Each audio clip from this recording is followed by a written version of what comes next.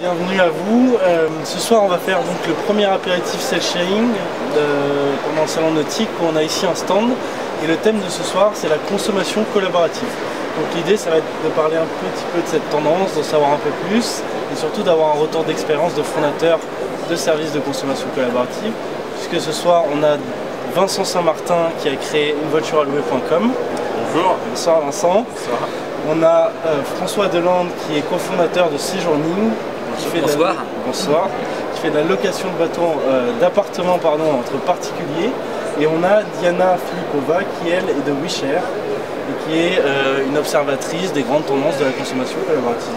De l'économie collaborative plus généralement, la consommation en particulier. Bon bah nickel. Et bah bienvenue à tous. Et donc pour commencer en fait, j'avais une première question pour toi Diana, c'est tout simplement qu'est-ce qu'est l'économie collaborative et quelle définition on peut donner de la consommation collaborative? Alors la consommation collaborative, comme tu l'as très bien dit, fait partie de l'économie collaborative. C'est vraiment une des boîtes qui concerne vraiment tout ce qui est lieu, comme son nom l'indique, à la consommation. Souvent dans les pays anglo-saxons on appelle le sharing, ce qui en fait explique un peu le principe, c'est que tu partages. L'idée c'est qu'on va partager des ressources qui ne sont pas utilisées et qui seraient sans aucune utilisation, qui ne rapporteraient aucune utilité pour son possesseur. Vraiment l'idée, privilégier l'accès sur la propriété. Alors ensuite il y a plusieurs types de partage et de consommation collaborative. Il y a l'échange, il y a le troc, il y a la location, il y a le prêt. Il y a beaucoup de familles et en fait c'est très inventif parce que l'écosystème en invente tous les jours de très différents. Ils ont tous des business models qui sont plus ou moins particuliers. Mais quels sont en fait les deux fondements de la consommation collaborative? C'est déjà l'extension des réseaux sociaux qui permettent de créer une base de clients, une masse critique pas en un rien de temps, mais d'une manière beaucoup plus simple. L'extension de la mobilité avec les smartphones, donc la possibilité de consulter à tout moment, d'être localisé, d'indiquer en temps réel si par exemple notre perceuse elle est utilisée ou pas, si notre appart est en disposition ou non. Et aussi parce qu'aujourd'hui on a une situation où les gens ont moins d'argent, c'est la crise, donc le fait d'utiliser, de rendre efficace, on va dire, toutes les ressources qui peuvent le faire, c'est un peu la tendance nouvelle. Donc les secteurs dominants, ça va être, c'est ce que tu dis, plutôt les appartements, les voitures qui sont vraiment pionniers du mouvement, par exemple. Imaginez-vous tout ce qui consomme beaucoup d'argent aujourd'hui dans le portefeuille des ménages. Enfin, le loyer à Paris c'est 40%. Donc clairement avec la stagnation des salaires et la hausse de l'alimentation et des assurances sur les voitures, c'est ça qui est le plus important. Et c'est pas de générer du revenu, on en parlait tout à l'heure, c'est de compenser une partie des frais. C'est vraiment ça, c'est pas une question.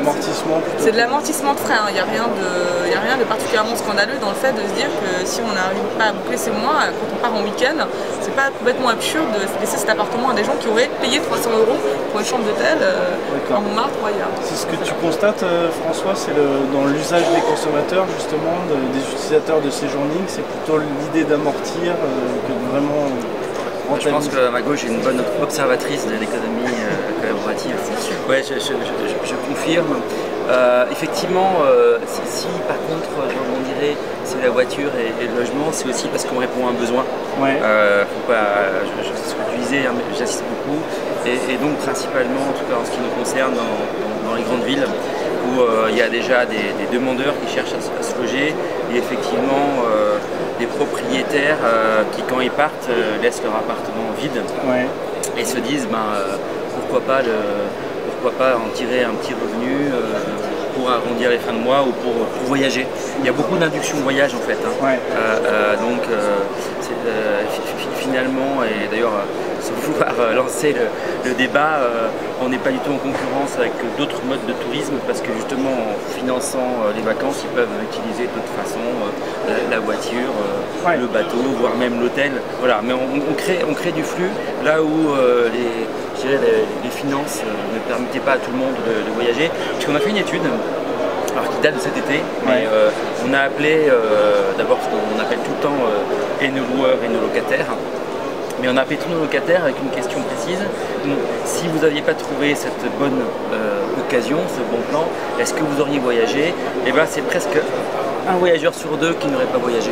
Et combien d'utilisateurs justement, on parlait des propriétaires qui louent leur appartement, sur Sejourning, ça représente quoi? Sur Sejourning, on a une particularité, c'est qu'on on est franco-français. Ouais. On essaie d'avoir une offre large en France dans les villes. On a 5000 résidences principales. On est sur la résidence principale, donc complètement sur l'économie collaborative, mieux utiliser les ressources. Ça c'est important. Donc 5000 loueurs ou sous-locataires, parce qu'on a le droit de sous-louer suivant certaines règles. Et en termes d'utilisateurs, on approche les 50 000, puisqu'il y a des voyageurs, voilà, il faut s'inscrire. Et on a une particularité, parce que c'est 80% sont des Français.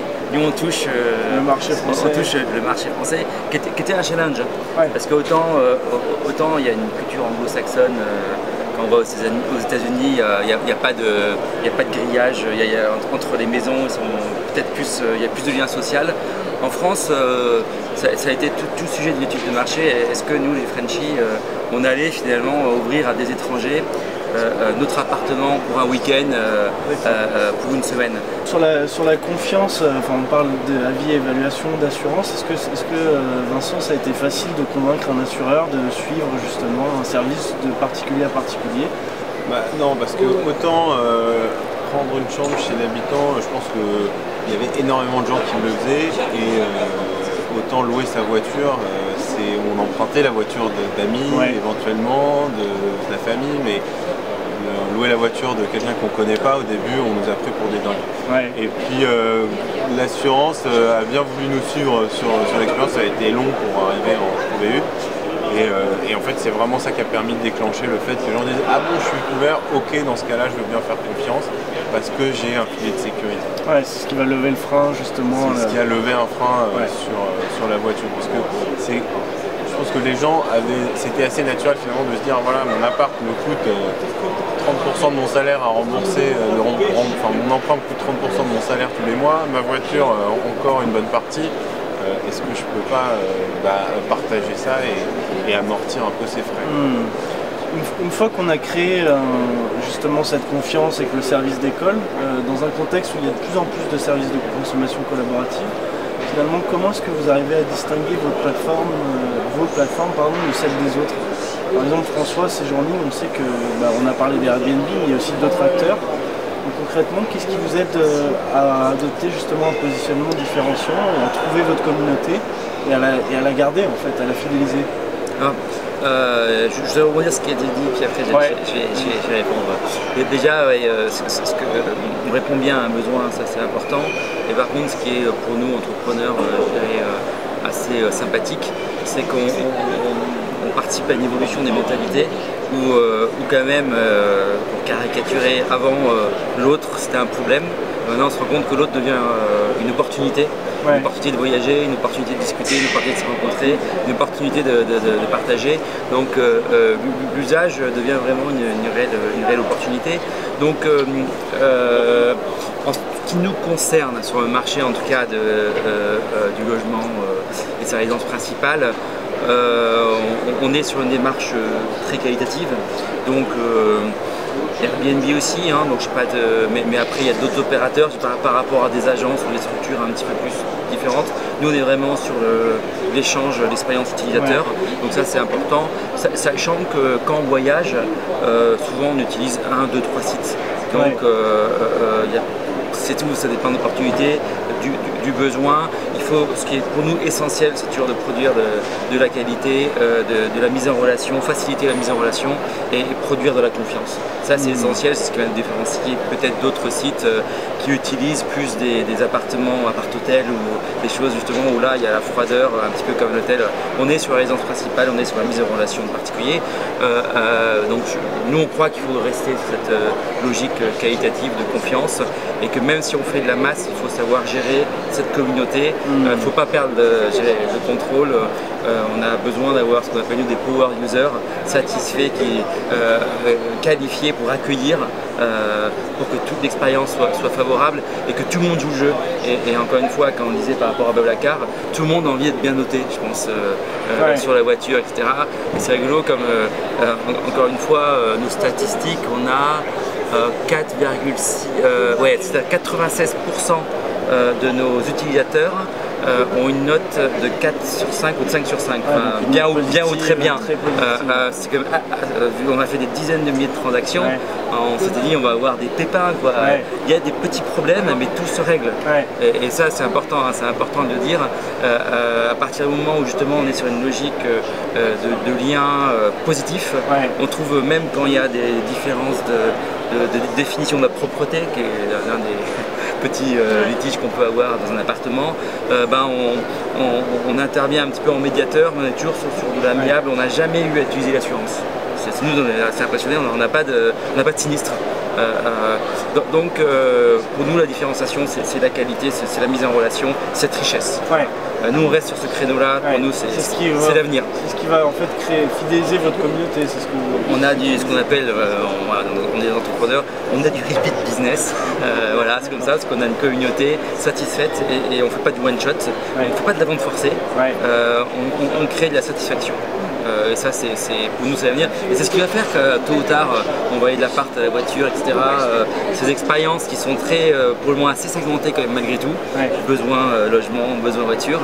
Je pense que c'est favorable pour l'économie collaborative en général, parce qu'on crée des expériences positives et on se dit, je l'ai fait pour le logement, je peux le faire pour la voiture, je peux le faire pour le bateau, je peux le faire pour plein d'autres choses. Le couponing, partager un repas. Là. Vincent, justement, ça se passe pareil, ça se passe toujours bien. Nous, ça se passe. On fait de la voiture, donc forcément la voiture ça se passe pas toujours bien. Il y a évidemment eu des accidents et des voitures on a dû faire fonctionner l'assurance, mais bon c'est inhérent à la voiture.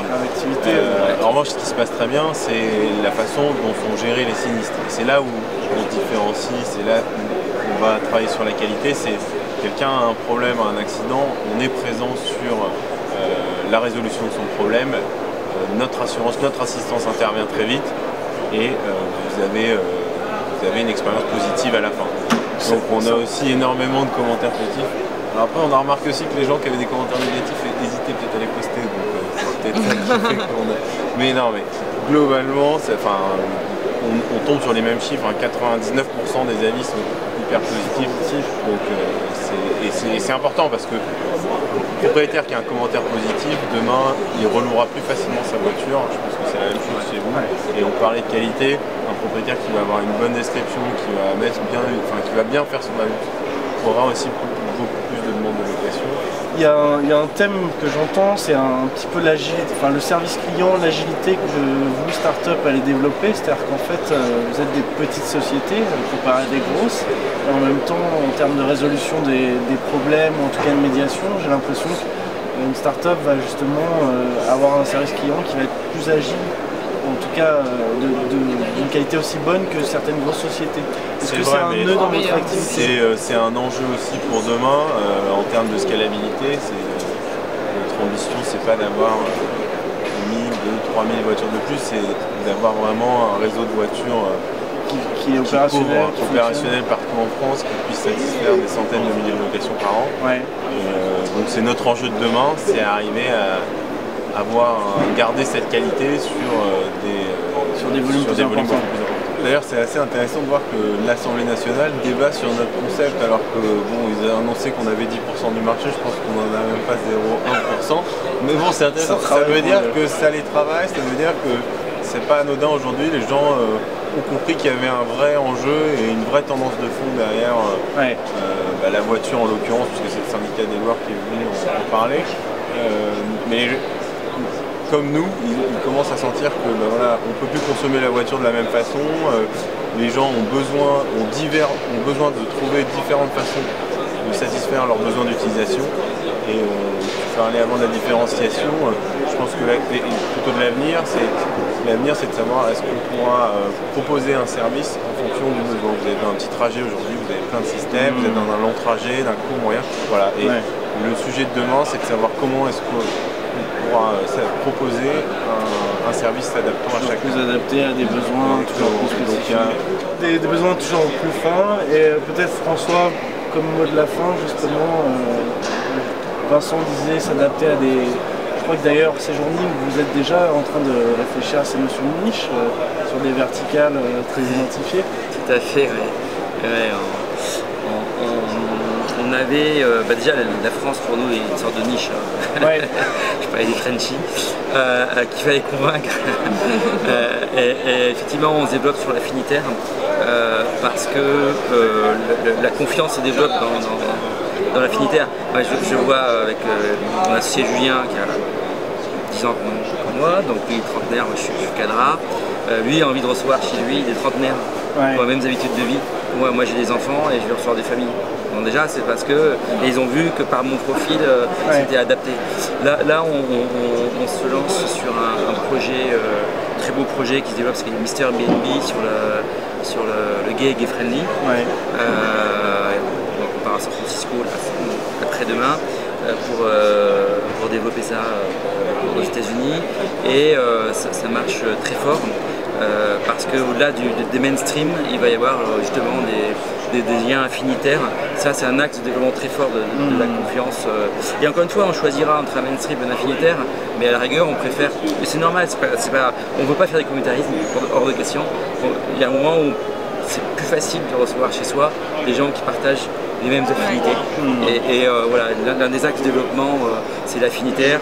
Et aussi, alors, c'est le local, parce qu'on n'a pas parlé de Fab Lab, etc. Mais bon, moi, je crois qu'on répond aux besoins du futur, de nouveau recréer de l'emploi local, recréer du bon sens, du partage localement.